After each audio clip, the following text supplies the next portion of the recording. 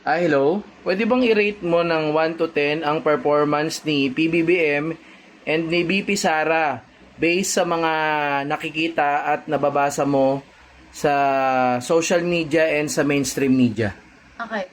Start muna tayo kay President Bongbong Marcos. I would rate him a solid 8 out of 10 because sa mga current issues na nagaganap sa bansa natin, nalaganap sa lahat ng all social media platforms, he had remained quiet and ginagawa niya lang yung trabaho niya. And so far sa term niya, yung pinangako niya na pagbaba ng presyo ng bigas is ongoing and nakikita naman natin na bumababa. And also nakikita ko kasi sa Facebook na tumutulong siya sa mga farmers natin.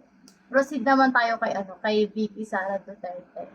I know it sounds harsh, pero for me talaga as a student na nag-aaral pa rin ngayon at magka-college na, zero talaga. Because I feel like sa mga taon na nagsisilbi siya, halos wala siyang nagawa.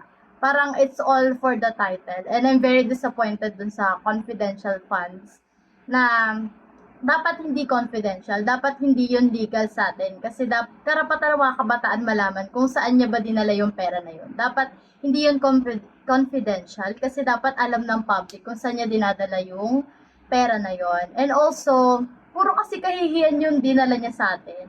Nakikita yun ng mga kabataan. And ayun na. Thank you.